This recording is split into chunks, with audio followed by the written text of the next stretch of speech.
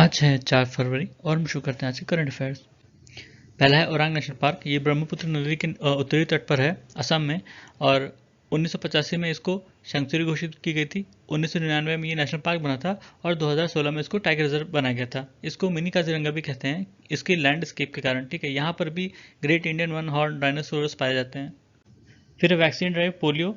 ये vaccine drive polio जो है, वैक्सीन ड्राइव पोलियो वायरस होता है। ये वो पोलियो वायरस है जो ओरल पोलियो वैक्सीन में इस्तेमाल की जाती है, जो म्यूटेटेड वर्जन होता है ओरिजिनल वायरस का। ठीक है, इसको ये मतलब जिंदा होता है, पर इसकी क्षमता को कम कर दिया जाता है, इसको कमज़ोर कर दिया जाता है और इसको उस ड्रॉप में डाला जाता है कि ताकि हमारे अंदर इम्यूनिटी जनरेट हो पाए। ठीक है, पर कभी कभी होता है कि ये उस इम्यूनिटी को भी पार कर जाता है और क्या कहते हैं कि वो मतलब पोलियो कॉज कर देता है उस शरीर में, जिस शरीर में ये रहता है। ठीक है, पोलियो की बात करें तो जो पोलियो है वो वायरल इन्फेक्शन डिसीज़ है और 3 तरह के शुरू में रिकॉग्नाइज किए थे: wild polio virus, type 1, type 2, type 3।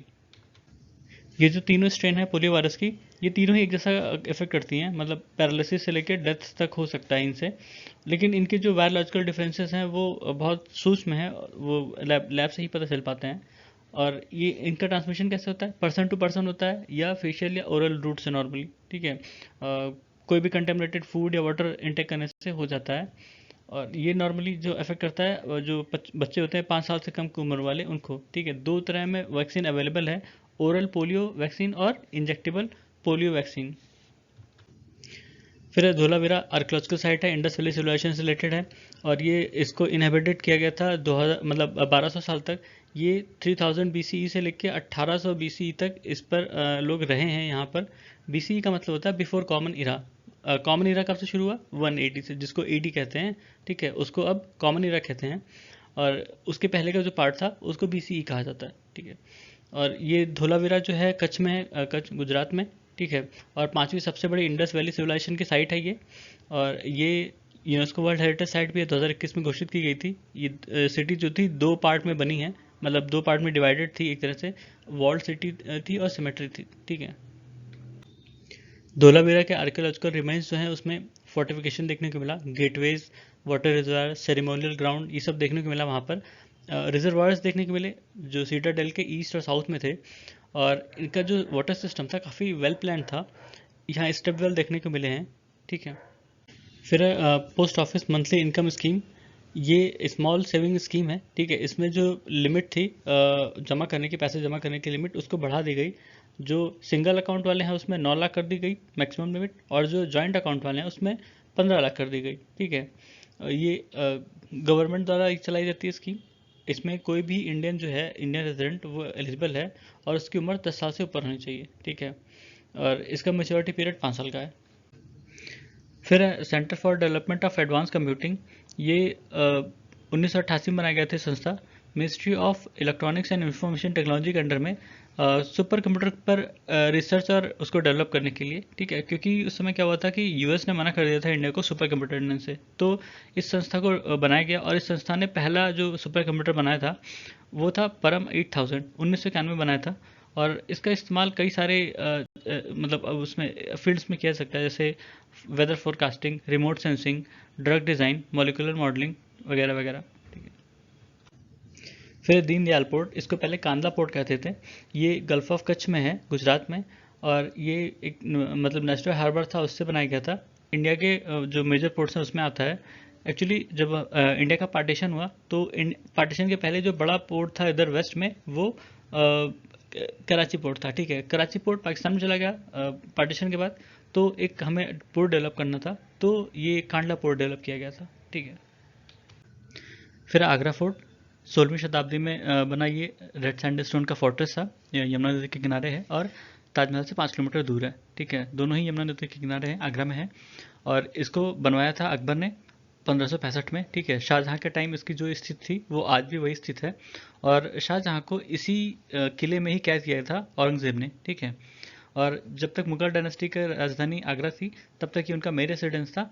बाद में 1638 में इनकी जो कैपिटल थी आगरा से दिल्ली शिफ्ट हुई थी। ठीक है, और इसका जो शेप है वो क्रिसेंट शेप में है। क्रिसेंट शेप जो हम चंद्रमा देखते हैं, ठीक है, जो थोड़ा सा चंद्रमा निकला होता है, चंद्रमा जब दिखता है वही क्रिसेंट शेप, उसी को कहते हैं। और ये यूनेस्को वर्ल्ड हेरिटेज साइट घोषित किया गया था 1983 में। फिर धनीराम जी, इनको पद्मश्री अवार्ड दिया गया टोटो लैंग्वेज को प्रिजर्व करने के लिए। ठीक है, टोटो लैंग्वेज जो टोटो ट्राइबल ग्रुप्स हैं वेस्ट बंगाल में, उनकी लैंग्वेज है। और ये एक तोरसा नदी है, तोरसा नदी के किनारे रहते हैं। एक्चुअली ये नदी पड़ती है जो इंडिया और भूटान का जो बॉर्डर पड़ता है हिमालयन फुटहिल्स में, वहाँ पर ये लोग रहते हैं। और इनकी जो लैंग्वेज है वो इंडो तिब्बतो बर्मन फैमिली से बिलोंग करती है, हिमालयन सब ग्रुप है। और इनकी कोई जो लैंग्वेज है, इनकी कोई स्क्रिप्ट नहीं थी, इसको धनीराम जी ने ही डेवलप किया। जो टोटो लैंग्वेज की स्क्रिप्ट है और टोटो अल्फ़ाबेट्स हैं, उनको इन्होंने ही डेवलप किया। ठीक है। फिर हाइड्रोजन फॉर हेरिटेज, ये इंडियन रेलवे का इनिशिएटिव है। इसके तहत 35 हाइड्रोजन ट्रेन चलाई जाएंगी। खासकर जो हमारे हिली ट्रेन हैं, हिली रीजन है, वहाँ पर जो ट्रेन चलती हैं, इसमें जो डेमो ट्रेन हैं, diesel electric multiple unit train, उनको हाइड्रोजन फ्यूल सेल से रिट्रोफिट किया जाएगा ताकि वो हाइड्रोजन फ्यूल सेल पर चल सकें। ठीक है। फिर है फॉलो ऑन पब्लिक ऑफर। ये किसी कंपनी द्वारा जो जिसके शेयर ऑलरेडी लिस्टेड हैं, ठीक है, उनको उसके द्वारा इशू किया जाता है।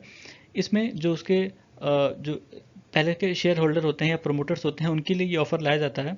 इनिशियल पब्लिक ऑफरिंग के बाद ही इसको करते हैं। ठीक है, इनिशियल पब्लिक ऑफरिंग सबसे पहले ऑफरिंग होती है किसी भी कंपनी की शेयर मार्केट में, और उसके बाद ही इसको फॉलो ऑन पब्लिक ऑफर दिया जाता है।